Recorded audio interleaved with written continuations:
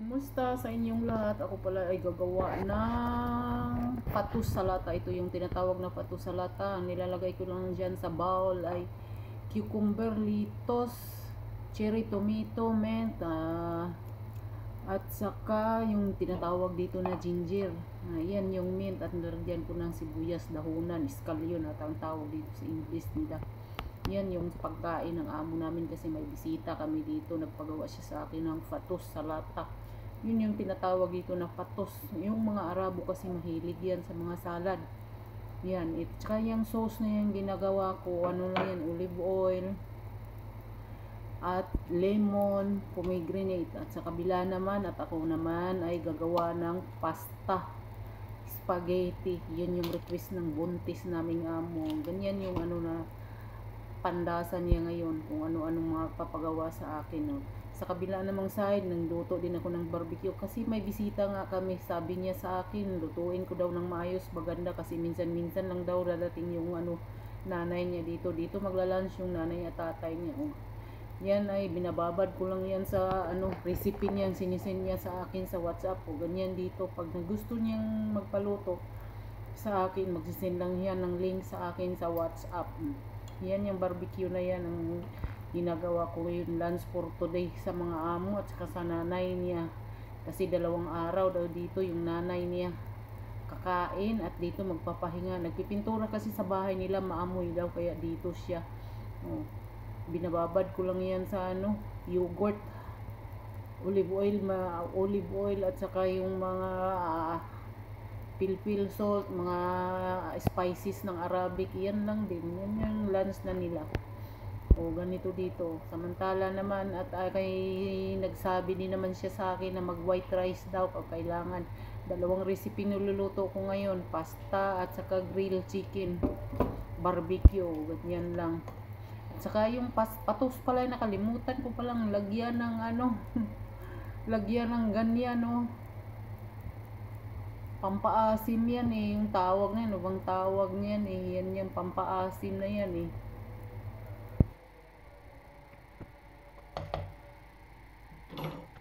Nakalimutan ko kung anong pangalan yan. Ambot lang. Ay, Diyos ko. Di ba? Ganyan ang itsura ng pato salad ko.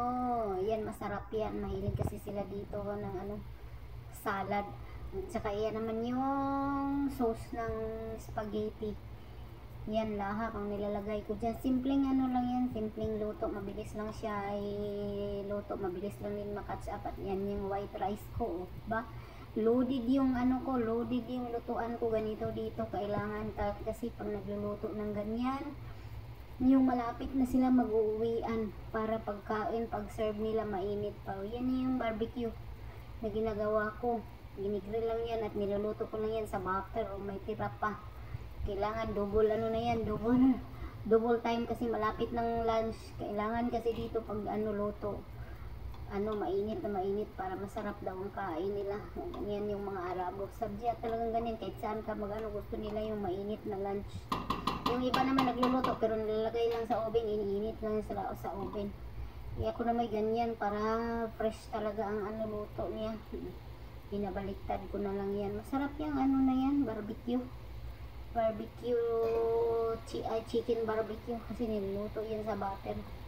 Tuwa yung amo namin pag magluluto ako ng ganyan yan ang lunch namin na panglahatan na. Hindi na ako nagluluto ng mga Pilipino food kasi ang dami ko nang niluluto, hindi na kaya kaya nag-umabol din ako ng oras balik ta rin lang yan hanggang sa maluto.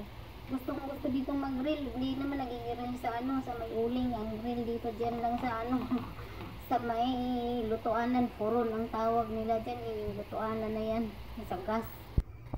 Diba ganyan ang mga tagaluto dito, busy.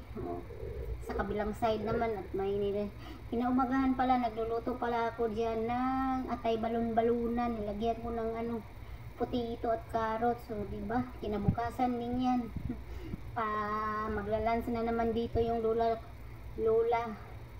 Ayan ay last day na. Ganyan lang yan ang itsura ko dito. At saka yung yung request naman ni amo, chicken oven naman.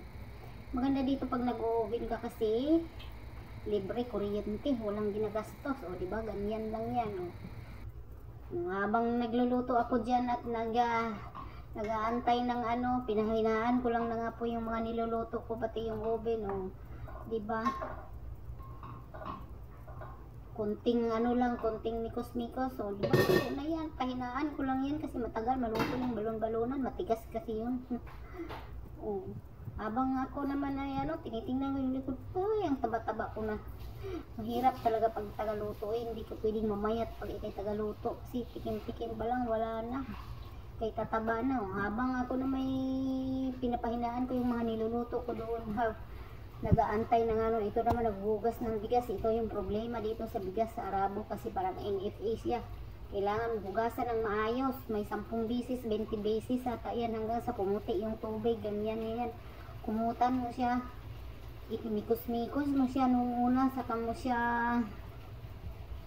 ano, pasirita ng tubig pa hanggang sa pumuti yung tubig niya dyan. Malinis na. Sa atin naman isang ano lang, hugas. Wala na kasi vitamins lang yung sabaw.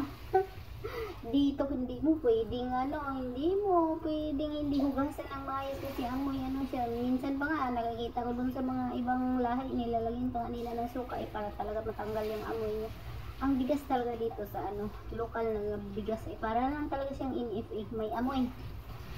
Pero ang technique, hugasan lang siya ng hugasan tapos ibabad mo siya sa 30 minutes or 1 hour siguro.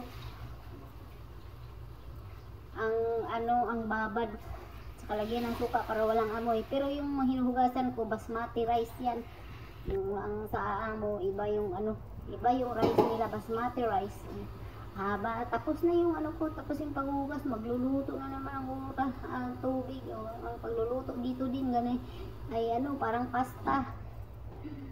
Iniinit mo na yung tubig o diba ganyan dito parang nakapasta ka. Ay, rice yan, pero parang pasta o ganyan na. Uy, Diyos ko po, ang taba-taba ng likod ko. Uy, ang dami kasing pagkain dito. Naunsan na si Mayura. Walang tagaluto na hindi nataba. Uy, Diyos ko, kahit hindi ka kumain sa tikim-tikim pala ang agoy. Diyos ko po, ang puwet ni Mayura. Dakoy, kaya ang laki-laki. Uy, buti na lang ata ko'y matangkad. Kung hindi, agay, ang hitsura ko siguro. Para na sigurong diwindi mo, mataba ka na. Tapos putot pa, napatay na. Ganyan lang, easy lang ang yan. Pero nagmamadali, naghahabol yan ng oras.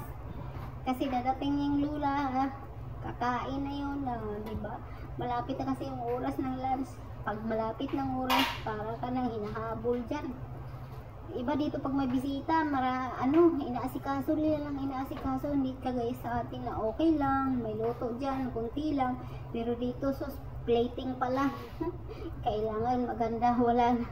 Bago pa dadating ang bisita, si amo naka-briefing na sa akin, ganito, ganyan, kinabukasan, kailangan maganda, kung ano na ng rosaryo ginagamit ni madam. Nagtawag na ng mga Poncio Pilato. Bago ka pa mag-umpisa, Diyos ko. Nalalagay na sa utak. Ako pa na may makalimutan, nililista ko. Mabuti pang nililista kaysa magpapretend ka na nalagay mo sa utak yung mga sinasabi. Mamaya mapagagalit. Iba pa naman pag nagagalit yan. Huy, sabihin na hindi masarap yung niluto mo. Kailangan dito, sarap ng pagluto mo kay maiinis sila. Hindi daw na-enjoy yung pagkain nila pag hindi masarap. Ganyan sila dito. Prangka sila mo storya. Ang sabihin pa naman hindi na-enjoy. Uy, Diyos ko po, lumapit si Mayura. Uy, ang taba, gyud da. No? So, likod pa lang, na. Ang laki-laki na. Naglumba-lumba na sa kalakihan. Kasi dito marami kasing pagkain na yung napuntahan kong amo kasi hindi sila maano sa pagkain, may mapagbigay ba sila kung anong mayroong pagkain dyan, kuha lang kayo para lang nasa Pilipinas kung anong pagkain sa rep, kuha lang din. Mauna pa nga ang katulong kumain kasi mga amo, ayaw ni amo na kakain ka na huli. Kailangan mauna ang katulong dito sa bahay namin. Hanggang dito na lang. Thanks for watching. Bye bye.